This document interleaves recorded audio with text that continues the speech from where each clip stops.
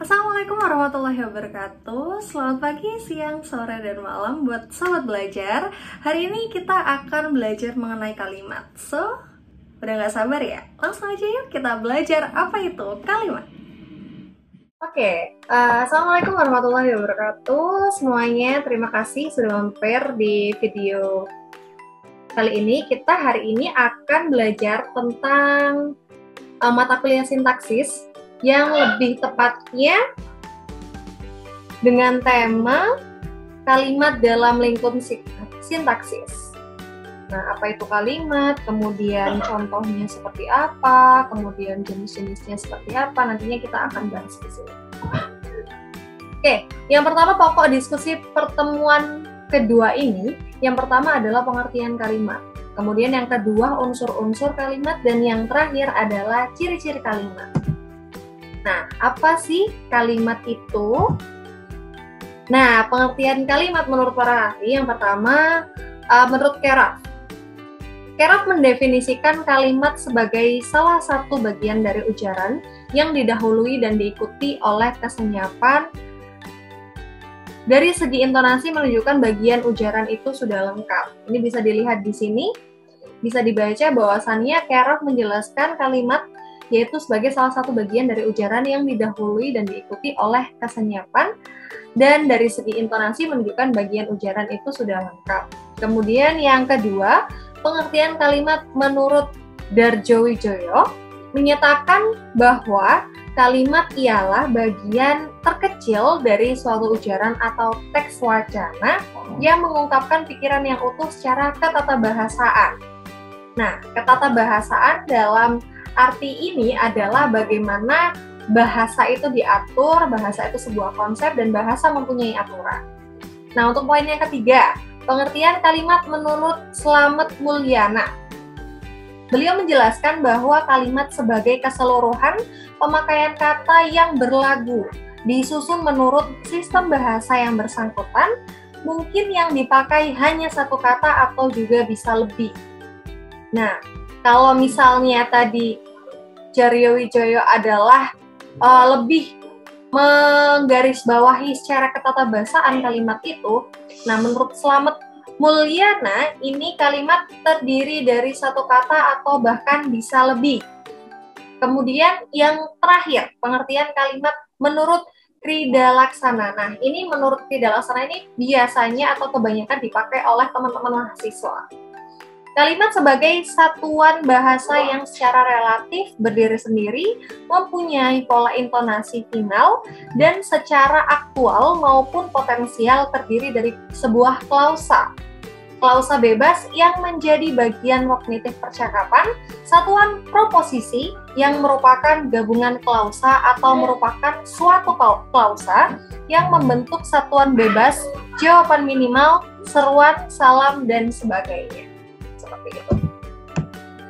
Dan bisa disimpulkan bahwa kalimat adalah satuan sintaksis yang disusun dari konstituen dasar yang biasanya berupa klausa, dilengkapi dengan konjuksi bila diperlukan disertai dengan intonasi final, dan kalimat berperan sangat penting dalam sebuah komunikasi karena kalimat harus mampu menyampaikan informasi, menanyakan sesuatu, atau bahkan mengekspresikan emosi manusia. Nah, unsur-unsur dari kalimat itu sendiri yaitu meliputi subjek, predikat, objek, dan keterangan. Yang pertama, subjek. Subjek bisa diartikan sebagai pokok pembicaraan. Dalam sebuah kalimat, sebuah subjek harus ada. Tanpa subjek, mustahil dihasilkan kalimat yang baik. Dalam bahasa Indonesia, biasanya subjek terletak di awal. Hal ini karena pola susunan kata itu adalah SPOK. Jenis kata yang termasuk dalam subjek adalah kata benda, dan kata benda ini juga dikenal sebagai sebutan nominan. Misalnya, ibu makan roti. Ibu sebagai unsur subjek, dan ibu merupakan kata benda atau nominan. Kemudian yang kedua ada predikat.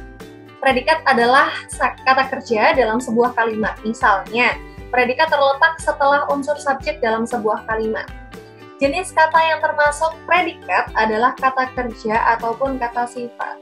Namun, tidak menutup kemungkinan bahwa predikat terdiri dari kata benda. Misalnya, ibu makan roti, makan sebagai unsur predikat yaitu berupa kata kerja. Kemudian objek. Objek adalah hal, perkara, atau orang yang menjadi pokok pembicaraan. Biasanya nih, objek terlebih atau terletak setelah subjek dan objek, di antara subjek dan objek. Nah, objek biasanya terdiri dari kata benda, misalnya ibu makan roti. Roti sebagai unsur objek, seperti itu. Kemudian keterangan. Keterangan adalah kata yang berfungsi untuk menerangkan kata lain. Letak unsur keterangan ini bisa terletak di awal sebelum subjek ataupun di akhir setelah objek. Misalnya, ibu makan roti di ruang makan. Ruang makan ini sebagai unsur keterangan tempat.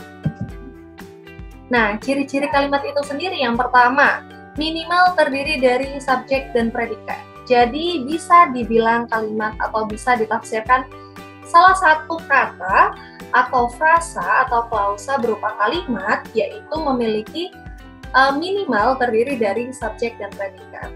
Kemudian selanjutnya ditandai dengan tanda baca berupa titik, koma, atau tanda tanya. Kemudian yang ketiga, memiliki makna atau maksud tertentu dan bisa dipahami. Hal ini penting ya teman-teman. Kemudian yang terakhir, biasanya memiliki pola urutan SPOK. Pada umumnya urutannya adalah SPOK, seperti itu. Tapi tidak menutup kemungkinan pola ini akan berubah. Tapi kembali lagi ke hal pertama, bahwasannya sesuatu frasa atau klausa bisa disebut kalimat karena mengandung unsur subjek dan predikat. Itu adalah unsur yang paling penting dalam sebuah kalimat. Nah, kurang lebihnya seperti itu. Kita mengenal kalimat secara umum. Mungkin teman-teman nantinya akan timbul pertanyaan atau ingin berdiskusi sama saya, bisa teman-teman japri ke saya atau email di melisaulanpurnama@gmail.com.